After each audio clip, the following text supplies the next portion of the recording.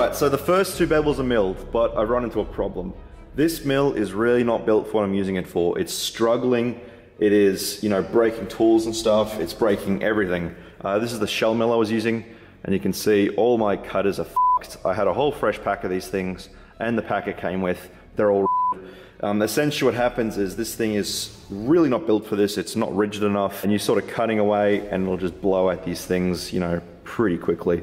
Because I don't have a choice really, I've been kind of pushing it through and forcing it to cut with chipped out end mills, and it's working, but oh boy, it's really not liking it. So I've ran out of inserts for this thing, and I hope I'll be able to get more within the time frame I need. So my plan, which could be really, really bad, but we're going to try it out, is to use a fly cutter in the mill and essentially use this to cut our bevels. Now this is really not what it's designed for, but I reckon if we're careful and we don't f it up and we take it slow and take slow cuts, it'll work. I've got another 2 packs of fresh inserts for this thing, and I think that'll be the go. This is also really not the cutter you're supposed to be using. This is like made for aluminium or something, so, you know, fingers crossed it works, and I don't, you know, go through another pack of carbide inserts.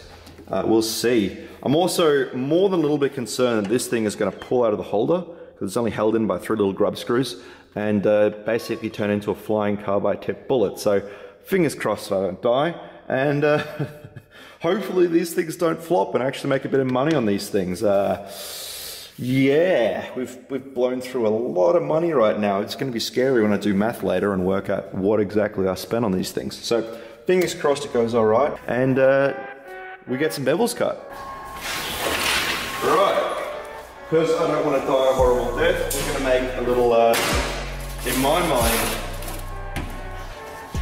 carbide-proof vest.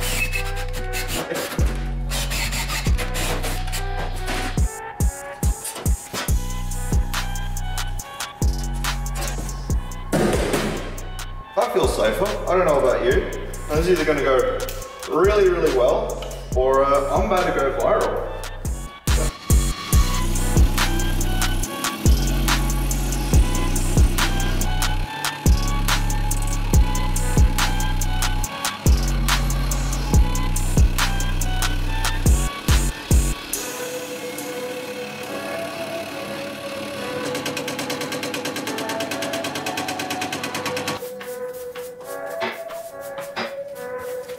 So I've got all the bevels on these things machined, and all the machining is done. Now I actually don't do that much milling, but this might actually be more chips than I've ever made in my life put together.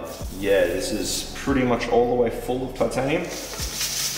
Kind of just puts in perspective how much material, you know, we're actually removing on these things to make them into a functional knife. So I started growing these things. Since making 6, I figured the smart way to do things once would be with a jig. So this is a jig I bought years and years ago. And the idea is, I've set it up so I can basically slap it on there and adjust it with this thing here. And this is gonna be our reference there. And then we can just clamp this down and start grinding the bevels. So this is gonna do 3 things. A, it means I can put a lot more pressure on these things when I'm grinding them. I'm gonna be using ceramic abrasives, and ceramic really like some like heavy force when you're grinding with them. It helps to break down the abrasive, it helps them, you know, sort of stay sharper longer. So the more pressure I can put on these things while I grind, the better. B, it means the grinds are more consistent, which is going to help because obviously I'm going to get tired and doing, you know, 6 of these things in one hit. And C, it means my fingers aren't going to go anywhere near the grinders because I'm going to be basically cranking these fuckers up to full speed and grinding them at full pressure.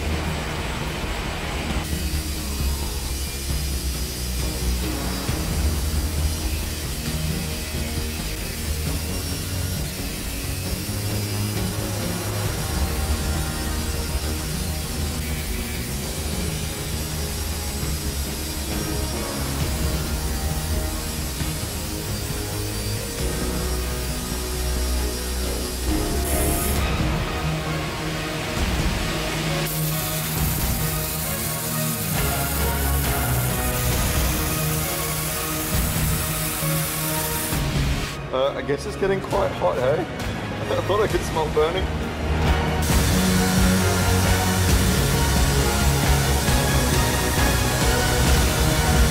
So I figured we switch to premium shaky cam right now to go through some of the things I've learned. Number one, the jig is a great idea. It means that I can actually get to the side of this machine and put as much pressure on there as possible. So what I've been doing is I kind of stand to the side over here, and I kind of stand to the side, put as much force in there as I can with both hands, and put my whole body weight into grinding it. That really helps because the abrasive is very much like the force. It really helps them cut more aggressively and they sort of stay sharp. The problem in having is that the titanium will sort of heat up and make this layer, like this smeary layer. And when that happens, it kind of causes your belt to sort of glaze over. And at that point, you've got to hit it with a belt dressing stick, which Artisan Supplies kindly sent me to test that. And that kind of helps rip back the belt, but it's never back to as it was new. But yeah, so the more force, the better. It really kind of helps you stop the belts glazing over and helps you keep as much life in there as possible and helps you cut quicker. The second thing, I spoke to the Klingspor rep about this at the Perth Knife Show, and he recommended, because the ceramic belt goes as fast as humanly possible. And I imagine that advice is great for most things, but we're making something pretty ridiculous, and there's a lot of contact on that belt when we're grinding. We're moving a lot of material. So the full speed wasn't working. It was getting the titanium too hot and sort of smearing it. I've backed the speed way down. So normally I run at about 80 Hertz with ceramic, which is screaming fast. We're at 25, and that really, it's really helping kind of make the belts last longer and help mean we can actually grind more with the belts.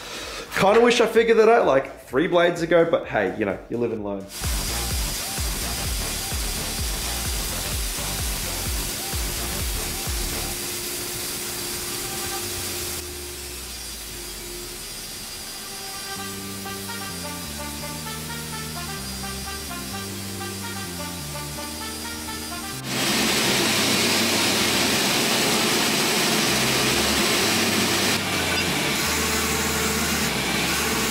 Now what we're going to do is we're going to use this grinder here. And we're actually going to grind in this little area here. So right now it's square and ugly and shit, and we're just going to grind it and make it a nice swoop, which kind of looks a lot nicer. It looks more sleek, pretty much, and it's not just such a hard, abrupt angle, which I just don't like.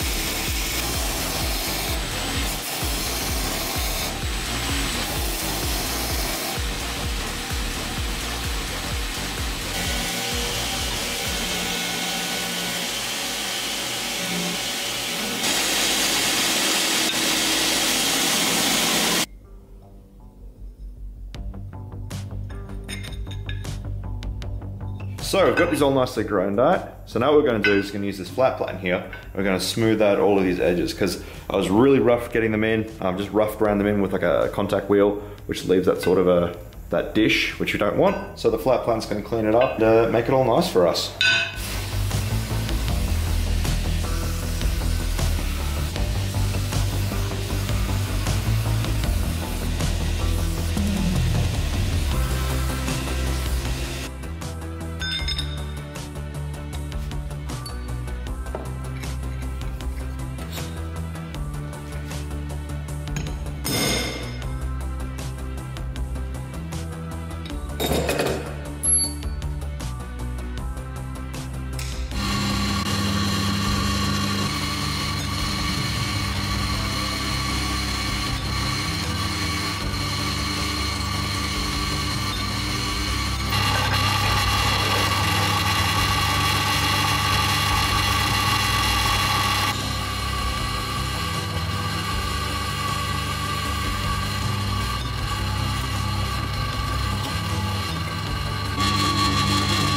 So part 2, as it turns out, is just going to be the grinding episode. I hope you like grinding, because that's it for this part. Essentially what you've seen me do so far is I've ground the bevels in, I've ground the swedge into a nice finish, and now what I want to do is sort of smooth out this back part here. And what I want to do is sort of round this whole area off. So instead of doing a quick chamfer the whole way around, what I want to do is I want to actually round it.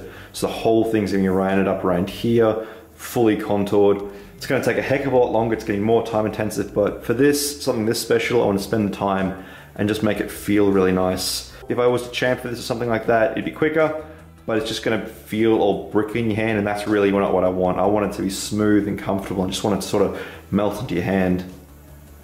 So yeah, we're gonna start off doing this with the contact wheel. I'm gonna use this small little wheel right here, and sort of use that to sort of begin sculpting this area here, and then we'll switch to the slack belt and really smooth it off and make it nice.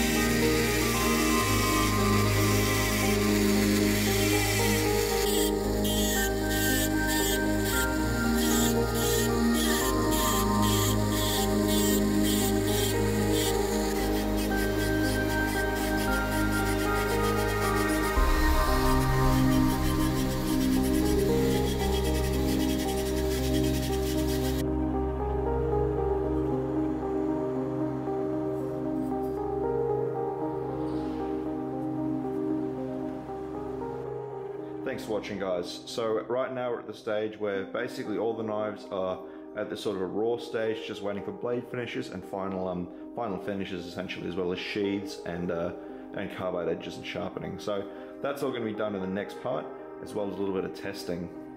So yeah, thanks for watching, and I'll see you in the next part.